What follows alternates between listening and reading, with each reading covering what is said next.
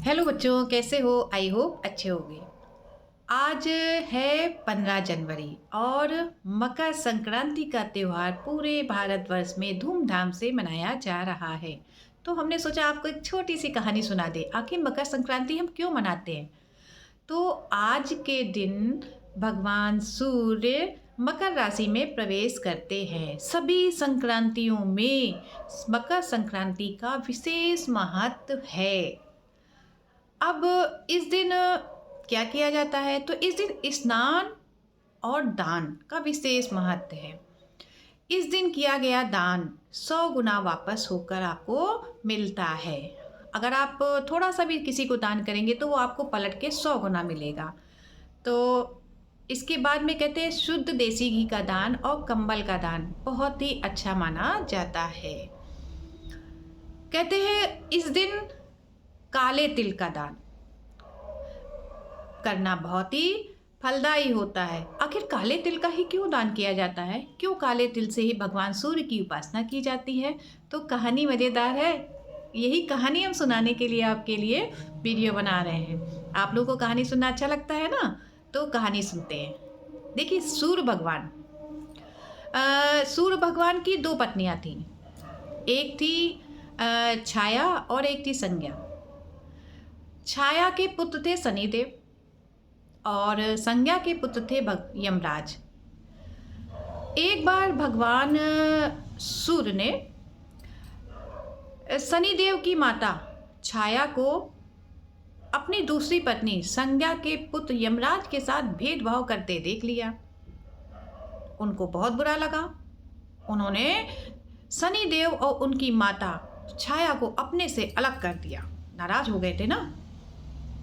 जब अलग कर दिया तो जो दूसरी पत्नी थी छाया और शनिदेव थे, वो लोग भी सूर्य भगवान से गुस्सा हो गए, नाराज हो गए और उन्होंने उनको कुष्ठ रोग हो जाने का श्राप दे दिया। अब श्राप दिया था तो श्राप फलदायी तो होगा। लो भाई, सूर्य भगवान को कुष्ठ रोग हो, वो पीड़ा से तड़पने लगे। जब यमराज ने देखा कि मेरे पिता कुष्ठ रोग से बहुत ही पीड़ित हैं, बहुत ही कष्ट भोग रहे हैं, तो उन्होंने उनका कष्ट दूर करने के लिए तपस्या प्रारंभ कर दी। इधर सूर्य भगवान को भी गुस्सा आ गया और उन्होंने शनि का घर कुंभ राशि जिसको थी, शनि का घर कुंभ जिसको कुंभ राशि भी बोलते हैं, उसको उन्होंने जला दिया।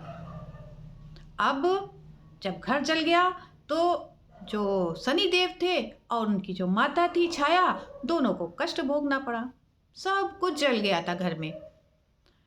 यमराज ने जब देखा कि अरे मेरी सौतेली माता और मेरा सौतेला भाई शनि इस समय बहुत कष्ट से गुजर रहे हैं, तो उन्होंने भगवान सूर्य की अनुनय विनय की, प्रार्थना की, उनको मनाया और कहा कि आप उनको माफ़ कर दीजिए।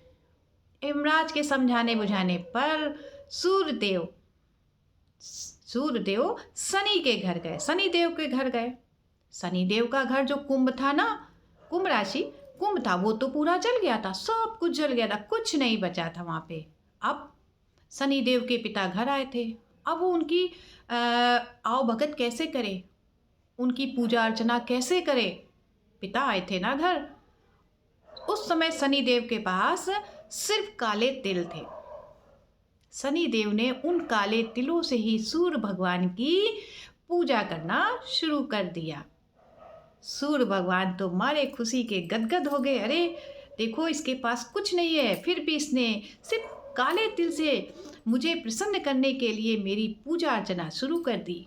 सूर्यदेव खूब प्रसन्न हुए और उन्होंने कहा कि मैं शनिदेव, मैं तुम्हें आशीर्वाद देता हूँ, तुम्हारा दूसरा घर मकर राशि। शनिदेव के पास एक घर और था, मकर था, जिसको मकर राशि कहते हैं, जिसमें शनिदेव रहते थे। तो मैं मेरे आने से तुम्हारा दूसरा घर मकर राशि धन वैभव से भर जाएगा, अतुलनीय वैभव तुमको प्राप्त होगा। तो बच्चों, इसीलिए अब कहानी आप समझ गए। काले तिल से पूजा, सूर्य भगवान की पूजा करने से शनिदेव और सूर्य भगवान दोनों ही प्रसन्न हो जाते हैं। इसलिए मकर संक्रांति पर काले तिल का दान किया जाता है और काले तिल से ही सूर्य भगवान को ऐसे करके जल दिया जाता है। हाथ में थोड़ा सा काले तिल रखे जाते हैं और उनमें पानी डाल करके सूर्य भगवान को जल दिया जाता है, जल अर्पण किया जाता है, जिससे सूर्य भगवान प्रसन्न हो जाते हैं और शनि देव भी प्रसन्न हो जाते हैं और उनकी पूजा अर्चना करने वाले व्यक्ति को धन और वैभव की प्राप्ति होती है। तो बच्चों, आप लोग भी कहानी आप लोगों को अच्छी लगी होगी। आप समझते चलिए कि हमारे हिंदू धर्म में जितने भी त्यौहार हैं सबका कुछ ना कुछ धार्मिक और वैज्ञानिक महत्व जरूर है। ठीक है बच्चों, तो कहानी अच्छी लगी हो तो लाइक करिएगा, ठीक, और कहानी अपनी मम्मी को जरूर सुनाइएगा।